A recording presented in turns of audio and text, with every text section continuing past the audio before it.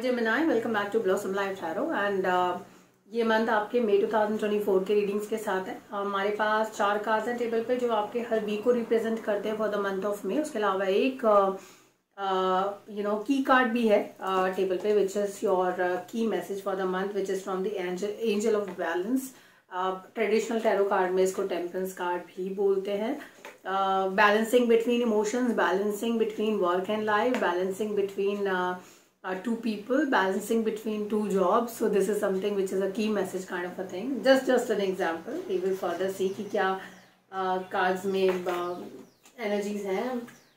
We have Page of Wands. पहला ही card of Swords का है. So explain करेंगे companion cards की क्या energy है आपके पास 3 of Swords के. 4th week is about celebration.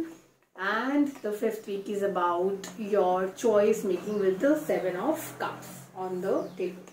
पहला जो वीक है that is a Knight of Swords card. Okay, the 2 sword card which are here in your reading in this month. उसके अलावा the Wheel of Fortune is also there. देखिए, you have the sword which is the Knight of Sword, the fastest sword on in the tarot deck.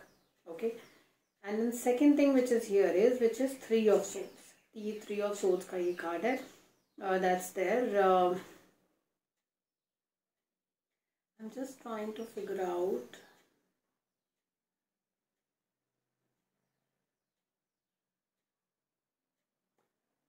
if you were in a relationship जहाँ पर third party situation था और है Gemini, उस situation से आपका जो मूवमेंट है ना, या ये कहिए कि उस सिचुएशन से बाहर निकलने का जो प्रोसेस है, जो जर्नी है, आपके एक्सपेक्टेशन के अकॉर्डिंगली बहुत फास्ट प्रोसेस होगा. बहुत जल्दी से आप सिचुएशन से बाहर निकल आएंगे अगेंस्ट योर ओन एक्सपेक्टेशंस. आपको लगेगा कि यहाँ पर चीज़ें ठीक नहीं है, या मुझे मतलब इतनी जल्दी चीज़ें कैसे हो सकती हैं, ऐसी इतनी जल्दी बाहर कैसे निकल सकता है कुछ सिचुएशन से, लेकिन वो हो रहा है and that is in your benefit only. ठीक है. और अगर इस तरह के सिचुएशन में आप अभी फिलहाल इससे बाहर निकल चुके हैं ऑलरेडी और आप रिकवरी देख रहे हैं जेमिनी, सो ये रिकवरी बहुत ही फास्ट प्रोसेस होगा आपके लिए. बहुत ही बेहतरीन तरीके से इजीली आप यहाँ से निकल जाएंगे. दूसरी चीज जो कार्ड्स के अंदर है, सेकंड वीक के अंदर जो फर्स्ट वीक जहाँ रिकवरी की बात कर रहा है, सेकंड वीक बात कर रहा है किसी नए आइडिया की, किसी नए तरह के प्रोसेस की, या किसी यंग एनर्जी की जिसके साथ आप रिलेशनशिप में जा सकते हैं. एक cycle of pain, a cycle of emotional stress जो है वो ओवर हो रहा है आपके लाइफ के अंदर, और जो रिकवरी है आप उसे एक्चुअल तरीके से महसूस, you will feel like you are sinking into that joy now, that happiness, that satisfaction now. वो आपके लिए सेकंड वीक तक बनता हुआ नजर आता है जेमिनी. और you will be in a very very peaceful state. और मुझे ऐसा लगता है कि जो लोग आपके साथ एसोसिएटेड थे, आपके स्ट्रेस की वजह थे, वो लोग अब स्ट्रेस में जाने वाले हैं. It's like a role reversal happening between you and them. चीजें बदल रही हैं यहाँ पर. किंग ऑफ वॉन्ड्स की एनर्जी है. There are high chances that you meeting someone new in the cards. और वो जो इस नए इंसान के साथ आप मिल रहे हैं ना, that person is maybe is at a leadership position already, someone who is doing very well in life already, someone who knows how to manage people. तो ये कहते हैं ना कि एक टर्म यूज होता है पीपल्स पर्सन, तो ये उस तरह की एनर्जी है यहाँ पर. यहाँ एज डिफरेंस मुझको नजर आता है, तो हो सकता है तो आप उनसे एज में बहुत छोटे, या ये जो एनर्जी से आप डील कर रहे हैं इनके और आपके एज में थोड़ा डिफरेंस है. बट देन एज डिफरेंस का मतलब ये नहीं है कि मेच्योरिटी डिफरेंस भी है. You will find this person all the more mature. अपने एज से थोड़े ज्यादा कुछ लोग मेच्योर होते हैं, वो उस तरह के एनर्जीज के साथ आप डील कर रहे हैं in the second week of May. New relationship coming your way, someone who is younger than you is there on the cards. Third week की अगर बात करें आपके लिए जेमिनी, तो थर्ड वीक में आते आते जो एनर्जीज हैं वो है चैरियट की एनर्जी. यहाँ पर एस ऑफ सोर्ड्स की एनर्जी भी है.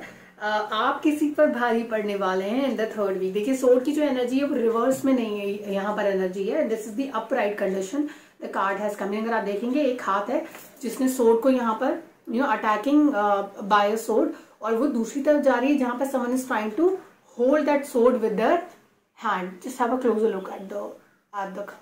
Okay, now if that is the energy, आप you're going to have a upper hand on someone in relationship era. अगर आप रिलेशनशिप में हैं और you're going to get into a institution of marriage, आप शादी करने वाले हैं, या marriages on the cards which I see on the cards is उस सिचुएशन में मुझे लगता है कि आपको जगह बदलनी पड़ सकती है। तो ऐसा नहीं है कि एक ही शहर में आप रहेंगे, मुझे लगता है कि there is a change of city happening for you after marriage, you are getting into marriage and then you will have an upper hand in this relationship. तो अगर आप ये देख रहे हैं इस रिलेशनशिप का फ्यूचर क्या होगा, you will always have an upper hand on your partner or in the situation whatever you go through in your personal life. That's very important. 4th week में आते आते आपके लिए जो की मैसेज है वो ये है कि पहले तो पेज ऑफ कप्स का मैसेज है। तो page of cups again is a younger energy. Pages are young energies are in the court of an emperor और एम्प्रेस. यहाँ पर एनर्जीज बहुत ज्यादा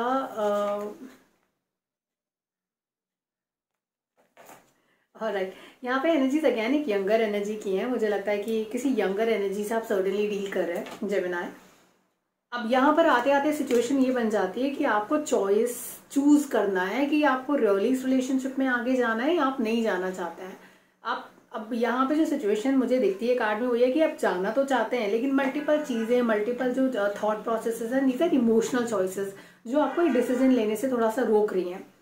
या ये नहीं रोक रहे हैं आज के आपके खुद के रेजर्वेशन है, आपके खुद के कुछ रिस्ट्रिक्शंस है जिनकी वजह से आप चॉइस नहीं बना पा रहे हैं. ठीक है.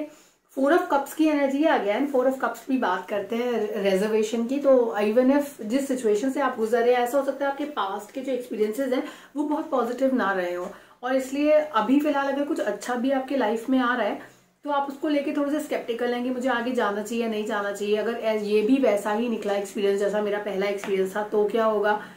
तो ये चीजें आपको रोक रही हैं. देखिए चॉइस आपको खुद लेनी पड़ेगी. आपका टारगेट है आपकी आंखों के सामने. ठीक है. लेकिन आपके पास मल्टीपल चीजें हैं जो आपको डिस्ट्रैक्ट कर रही है, मल्टीपल चीजें जो आपको रोक रही हैं आपका फाइनल डिसीजन लेने से. जेमिनाई सोच समझ कर डिसीजन लीजिए क्योंकि it is going to be an important decision of your life. एक ही फैक्टर जो बहुत ही क्लियर है कार्ड्स के अंदर कि आप अपने पार्टनर के और अपने बीच के जो एज डिफरेंस है उसको लेकर थोड़े से परेशान है कि आपको आगे बढ़ना चाहिए या नहीं बढ़ना चाहिए. अपने आप को इवेलुएट करिए, थोड़ा वक्त दीजिए. ये मंथ डिसीजन मेकिंग का तो नहीं है फिर भी, क्योंकि मुझे डिसीजन मेकिंग होता हुआ नजर नहीं आता है. ठीक है. उससे पहले भी आपको डिच किया है किसी ने रिलेशनशिप में तो आप थोड़े से स्केप्टिकल है इस चीज को लेकर. देखिए टेबल्स टर्न हो गए हैं. यू कैन सी कि वो इंसान गलत था और उसको अपने करने जो उन्होंने किया है वो उसका उनको फल भी मिल रहा है. This year is a year of Saturn. तो उन्होंने वाकई आपके साथ कुछ गलत किया होगा और जेन्युइनली आप इस रिलेशनशिप में इन्वेस्टेड थे तो उनको उनके किए की सजा आराम मतलब मिलेगी इस मंथ में. It is not going anywhere. इस ईयर में मिल जाएगी, आप देखेंगे वो खुद से. लेकिन आपको जो चाहिए फिलहाल वो आपको चाहिए बैलेंस. आप अपने इमोशंस में बैलेंस बनाकर रखिए. आप फोकस रखिए अपने आप को जो आपको चाहिए उसकी तरफ काम करिए. चीजों के बारे में सोचिए. Well evaluated things will bring good results for you, positive results in the month of May 2024. This month just invest your time into evaluation. अगले मंथ में डिसीजन मेकिंग आप कर पाएंगे या नहीं वो हम नेक्स्ट मंथ की रीडिंग में फिगर आउट करेंगे. तब तक के लिए अपना ध्यान रखिए, खुश रहिए और अपने परिवार के साथ बने रहिए. हम आपसे फिर से मिलेंगे जून 2024 की रीडिंग्स के साथ. Take care, bye bye.